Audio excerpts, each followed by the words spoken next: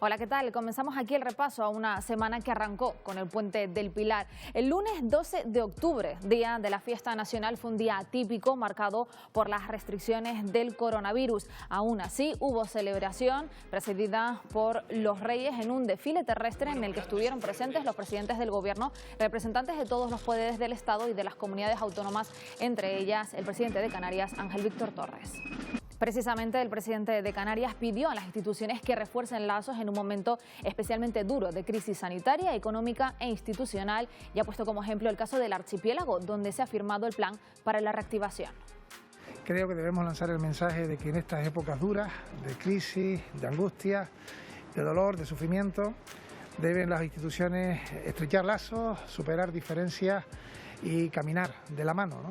Canarias cierra la semana manteniendo alrededor del centenar de cifras de nuevos contagios, aunque apuntando a Tenerife como la isla que encabeza el mayor número de nuevos brotes. La consejería apunta que en la mayoría de los brotes laborales y sociales hay ramificaciones en el ámbito familiar. El número de pruebas PCR siempre, según datos de la Consejería de Sanidad, ha ido creciendo y se sitúa actualmente rozando las 6.000 pruebas diarias.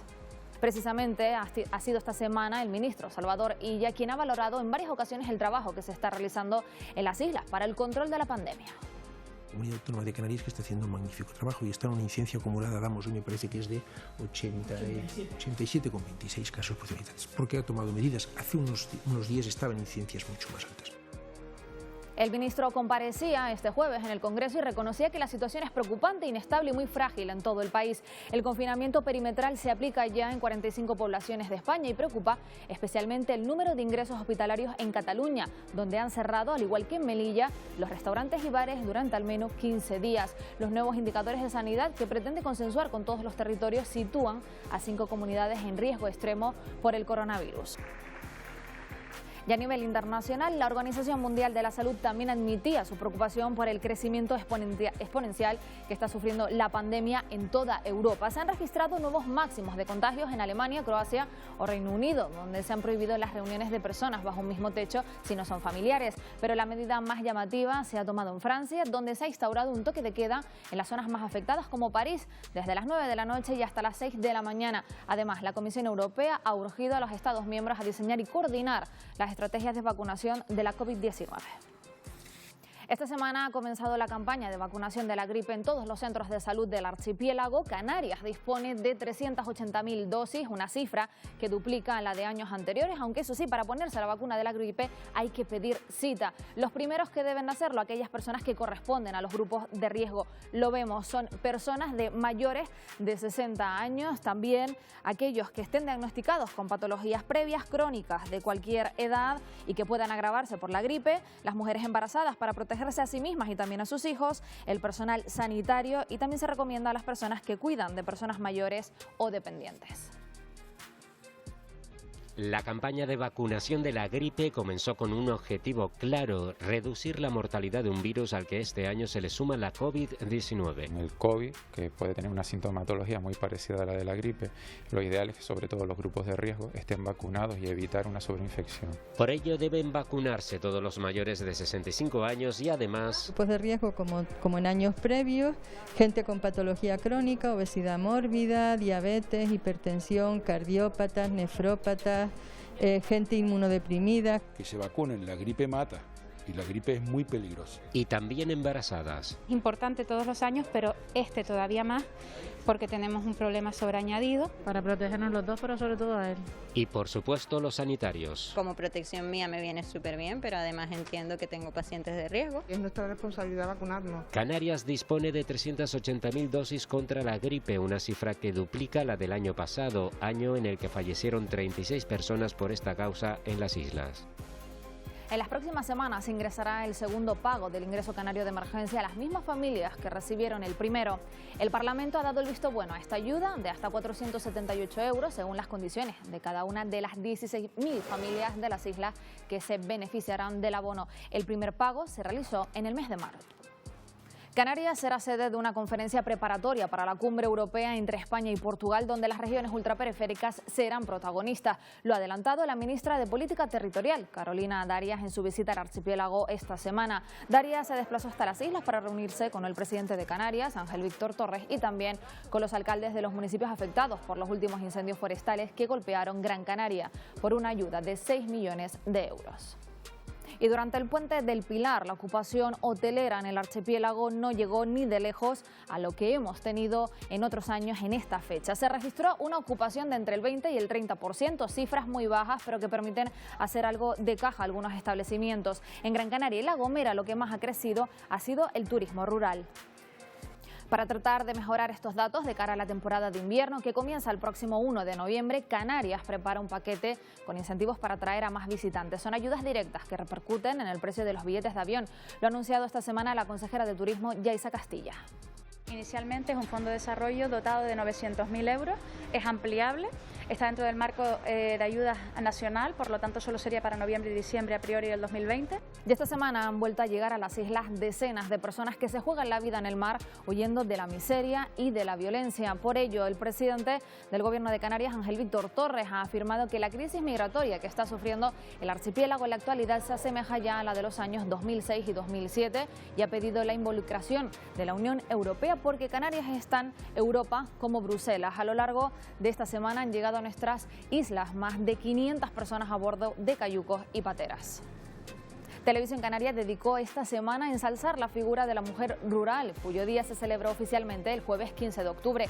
La Consejería de Agricultura, Ganadería y Pesca del Gobierno de Canarias ha lanzado una campaña en plataformas digitales para reconocer el papel esencial que desempeña la mujer en el medio rural y en la sociedad. Desde la Consejería se ha elaborado un amplio reportaje con entrevistas en primera persona, donde las protagonistas procedentes de las 8 islas cuentan su historia y cómo, con su trabajo y esfuerzo, han conseguido emprender en sectores tradicionalmente reservados para hombres. La que lleva adelante la empresa porque... Y también esta semana se ha confirmado que el Ayuntamiento de Las Palmas de Gran Canaria suspendía definitivamente el Carnaval de 2021. Ya se había aplazado de febrero a mayo, pero finalmente no se va a celebrar tal y como lo conocemos. No se descarta, eso sí, algún tipo de acto simbólico. La corporación asegura que la incertidumbre actual es incompatible con la previsión y el trabajo previo que requiere un evento de esta envergadura. Se suma así al Ayuntamiento de Santa Cruz de Tenerife.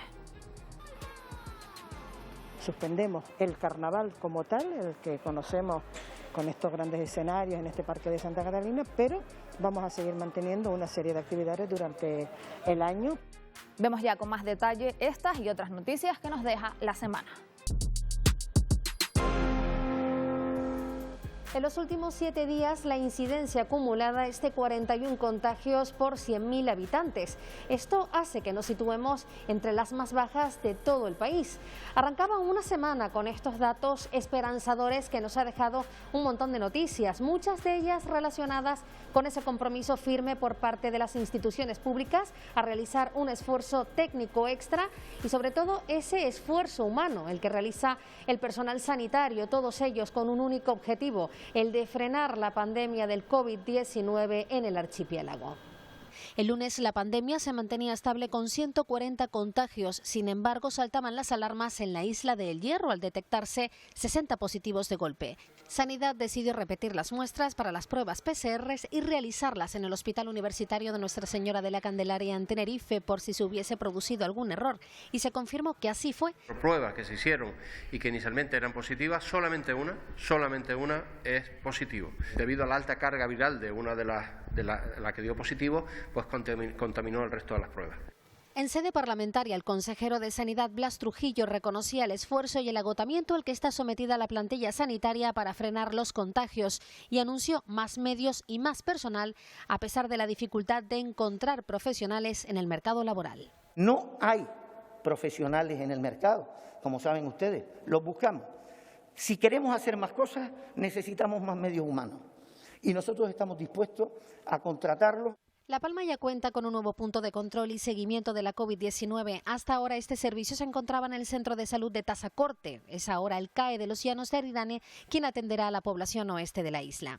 Y en Lanzarote se ha habilitado el COVID Auto que ha puesto en marcha el Cabildo en el recinto ferial de Arrecife, con capacidad para acoger 300 muestras diarias. Este espacio sustituye al que estaba instalado en el Hospital José Molina Orosa y con él se pretende evitar colas y aglomeraciones. Lo que ganamos es que es más rápido, tenemos hasta para recepcionar 4 muestras a la vez, dependiendo si hay mucha demanda, pues se pondría más enfermeros vestidos. Todos los esfuerzos técnicos y humanos son pocos. El objetivo es disminuir el número de contagios en el archipiélago. En estos momentos, Gran Canaria continúa siendo la isla que más casos activos registra, seguida de Tenerife, la cual en los últimos días es la que lidera el número de contagios. En la página política, el Gobierno ha anunciado esta semana que intentará no recurrir al endeudamiento para elaborar los próximos presupuestos autonómicos. El Gobierno defiende que el Estado ha dado certidumbre económica para que Canarias tenga cuentas en tiempo y forma. Ha sido una semana importante para el archipiélago, también a nivel europeo, con la celebración del 5º Foro de las Regiones Ultraperiféricas o del Consejo Europeo, clave para las ayudas del POSEI. La política nacional también ha dejado importantes titulares, por ejemplo, el inicio de los trámites para renovar el Consejo General del Poder Judicial o la ratificación de las condenas de la trama Gürtel. Con las reglas fiscales suspendidas y garantizadas las entregas a cuenta, el Gobierno canario defiende que ya hay plenas certezas económicas para elaborar los próximos presupuestos autonómicos y también garantías para el Plan Reactiva. Sin el endeudamiento, sin las entregas a cuenta, sin los remanentes, sí que hubiésemos tenido dificultad para su desarrollo.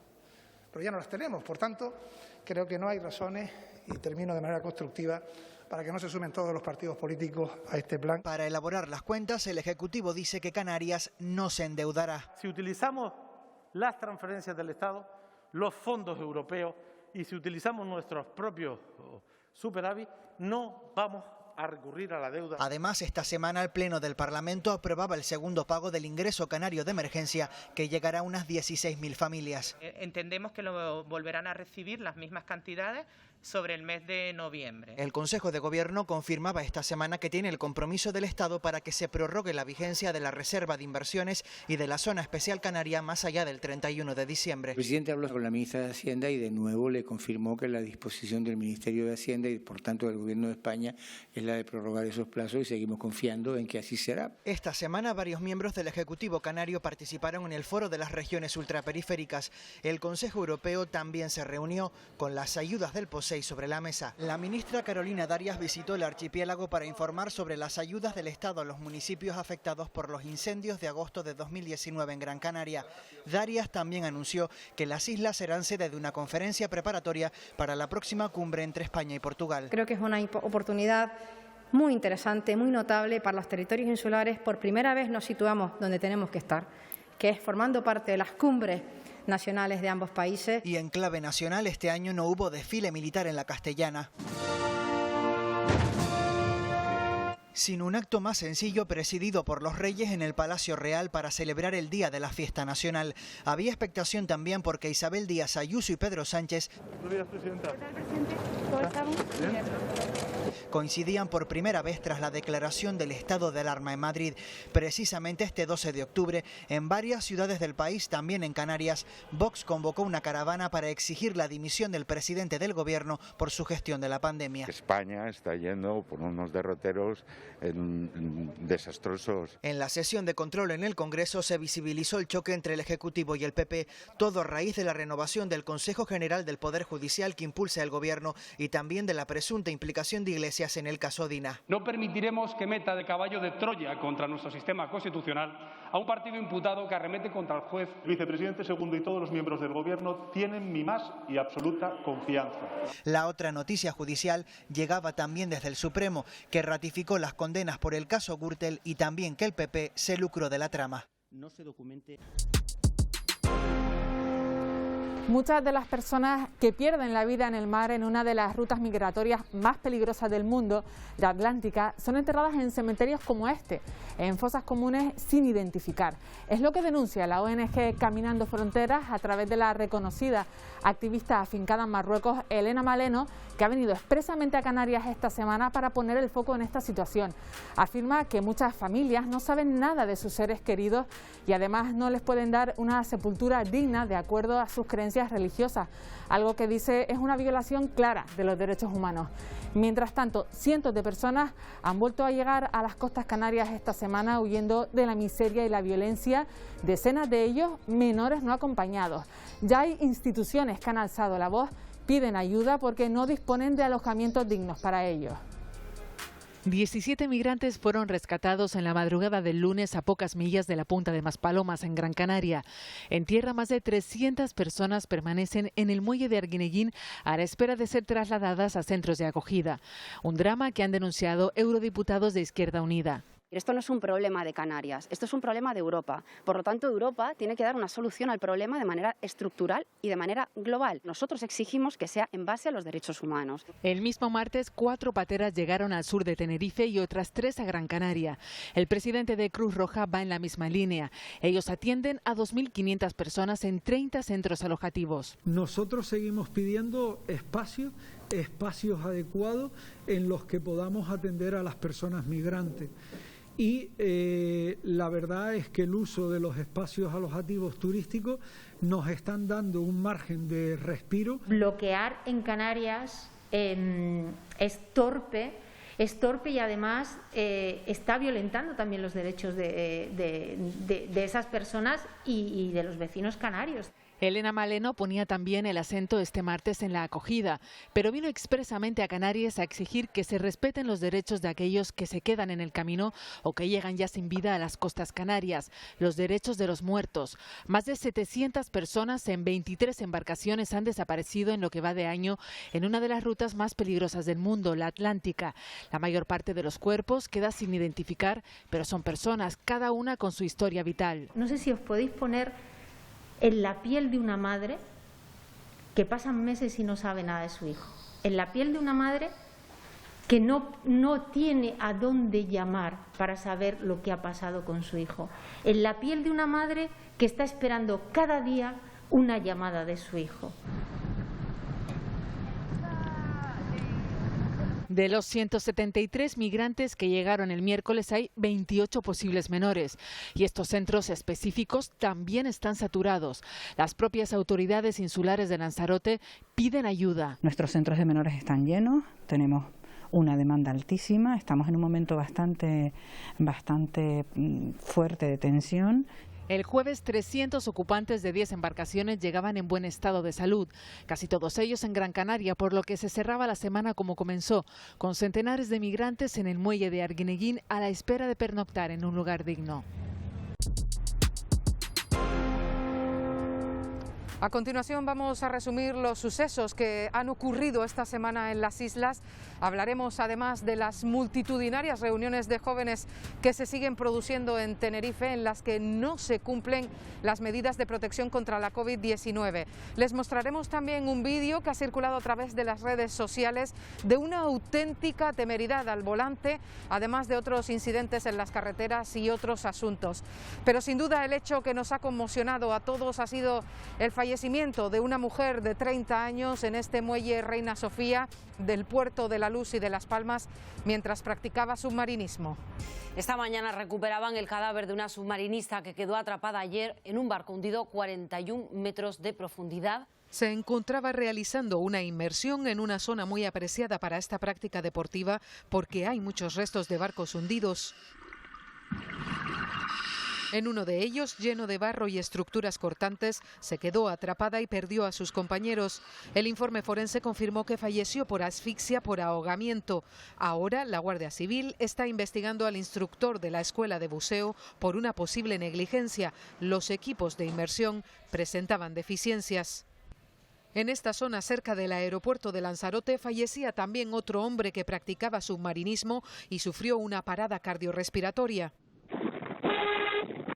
Y fíjense en la maniobra que realizaba el conductor de esta guagua.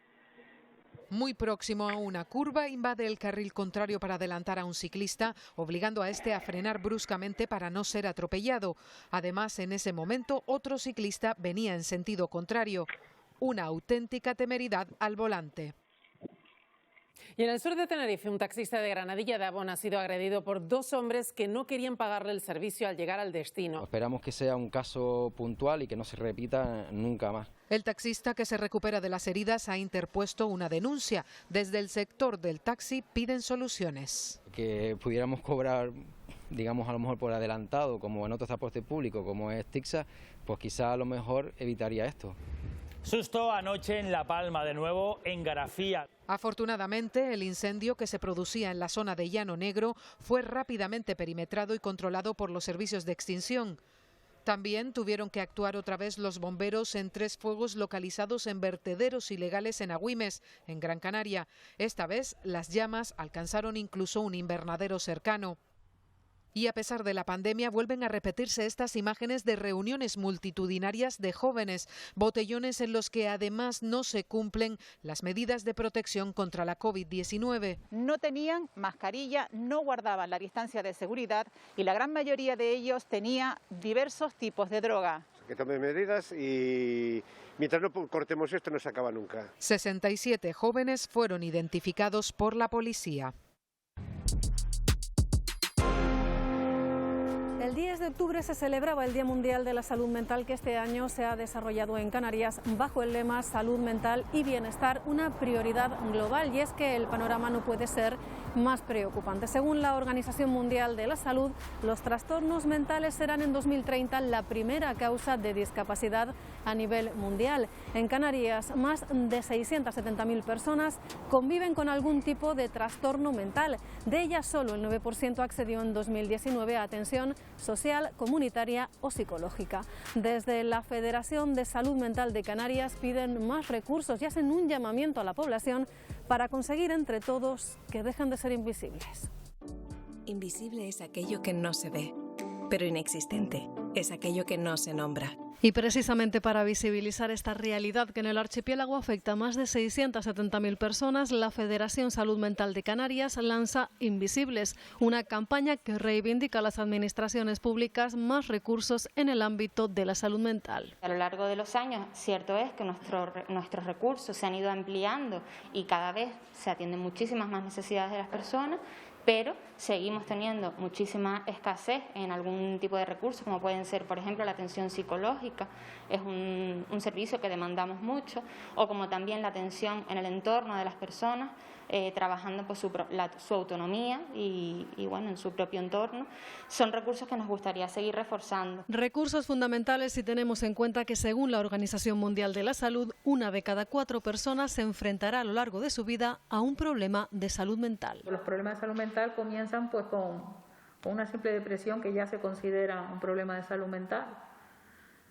Entonces, es raro que nadie en su ámbito y en su familia y en su casa no tenga ya este problema implantado. Ruth padece trastorno bipolar, se lo diagnosticaron hace 11 años, aunque mostraba síntomas desde mucho antes. Angustias, miedo, y el diagnóstico salió de, un día que estallé porque no podía más y me rompí la mano de un puñetazo a la pared.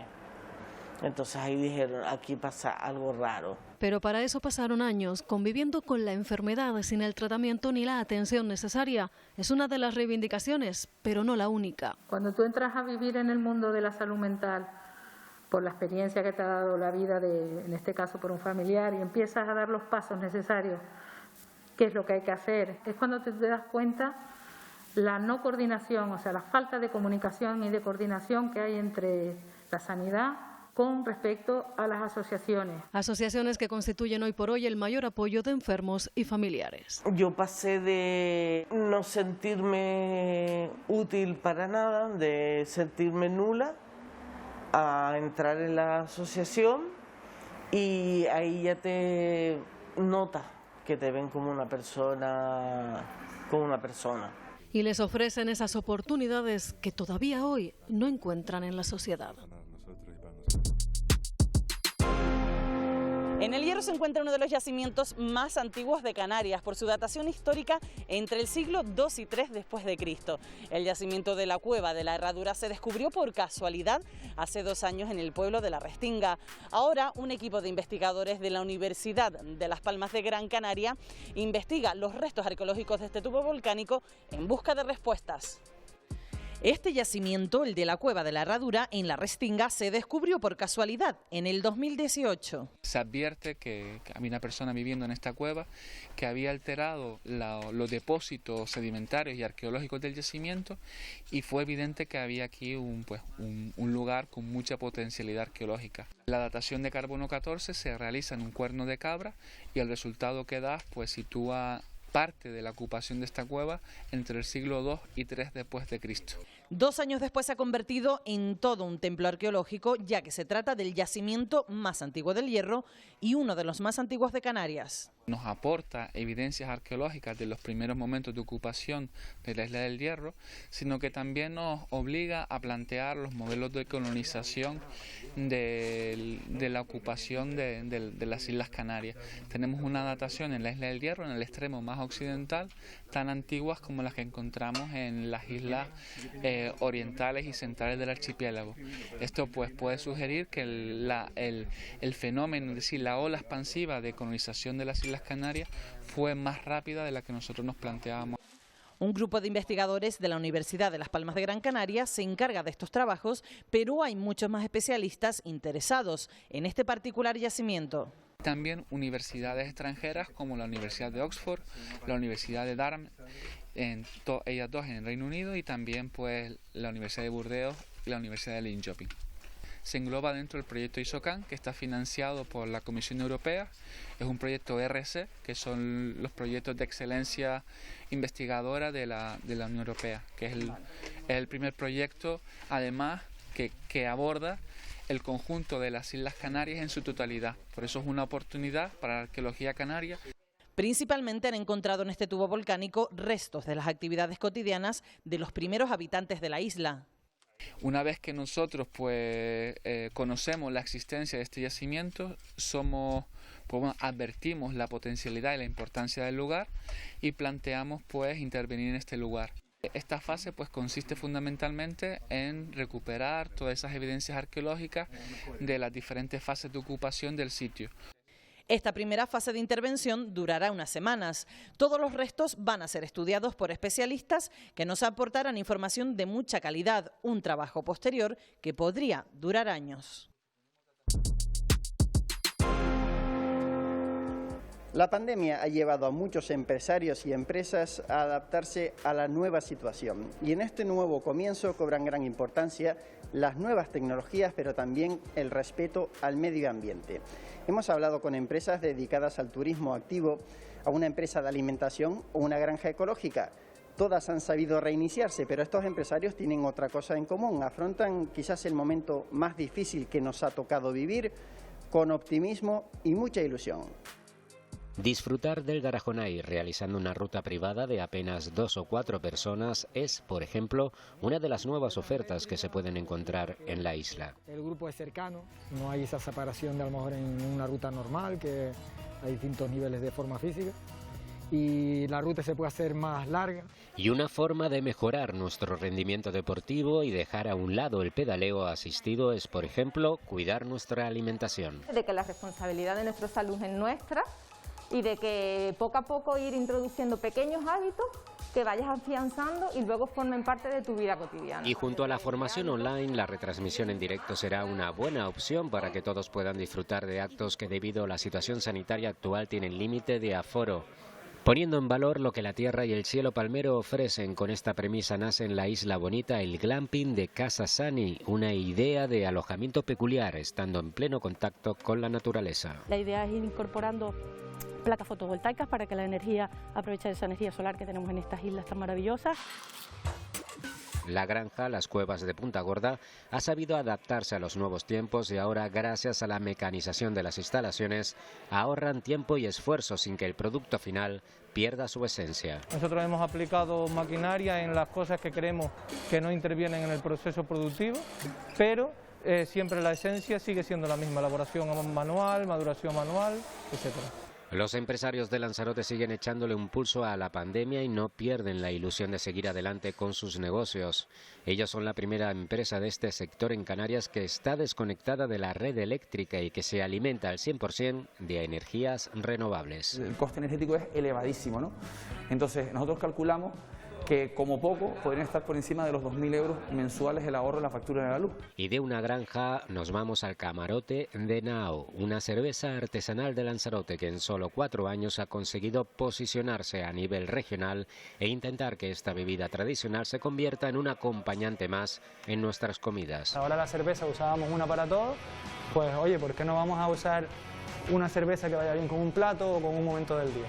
Y terminamos con Alberto y María, voluntarios de Avanfuer, que decidieron hacer realidad su idea, vincular la concienciación ambiental y la ciencia. Los microplásticos se han convertido en una importante amenaza para el medio marino, un proyecto que ha sido reconocido a nivel autonómico.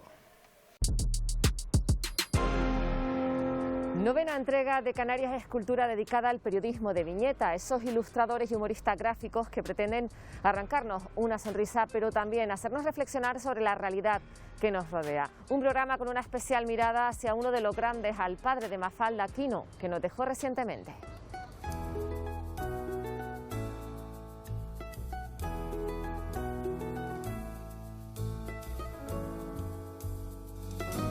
Las viñetas, esos pequeños espacios que nos abren una ventana inmensa a la realidad. El nivel de libertad que hay en una democracia se puede medir viendo la cantidad de revistas satíricas que hay en los kioscos, ¿no? La viñeta es como esa parada casi necesaria que te tiene que hacer reflexionar y también tiene que soltarte una carcajada, ¿no? No reírte, ¿no? Pero sí una carcajada y una reflexión. Pepe Farruco, dibujante del Jueves, y José Luis Padilla saben bien lo que da de sí ese pequeño espacio de papel que conjuga a la perfección crítica social y periodismo. Yo tengo 365 oportunidades al año para cambiar el mundo, digamos así, o por lo menos mejorar Canarias. Entonces yo doy mi granito de arena y lo intento reflejar en la viñeta. Ejemplo y referente de esa mirada crítica fue sin duda Quino, el creador de Mafalda, que nos dejaba recientemente. Como siempre, apenas pone uno los pies en la tierra, se acaba la diversión. Referente para los dibujantes, pero también para lectores de todo el mundo. Mafalda para mí es esa niña que nos enseñó a todos a darnos cuenta de las injusticias. Está al nivel del Principito o del propio Cervantes. Y cuando te encuentras con problemas, muchas veces dices, si fuera Mafalda y te intentas poner en la mentalidad de Mafalda, ¿cómo lo vivirías? Yo por lo menos los releí un montón de veces. Entonces recién ahora en la fase adulta entiendes muchísimo más. Cuando lo lees de pequeño te hace reír, no lo entiendes, pero te hace reír. Pero cuando ya eres más grande comienzas a ver ese mensaje que hay detrás, ese mensaje social, ese mensaje político. Yo creo que Mafalda nunca se va a quedar huérfana, porque Mafalda ya está instalada en los corazones de muchísimos millones de personas.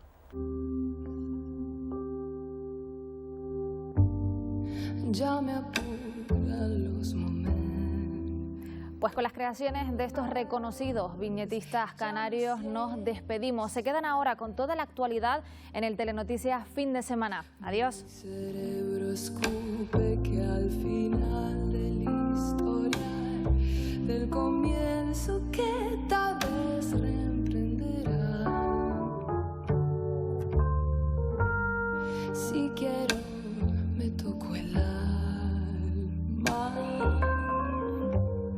Pues mi carne ya no es nada.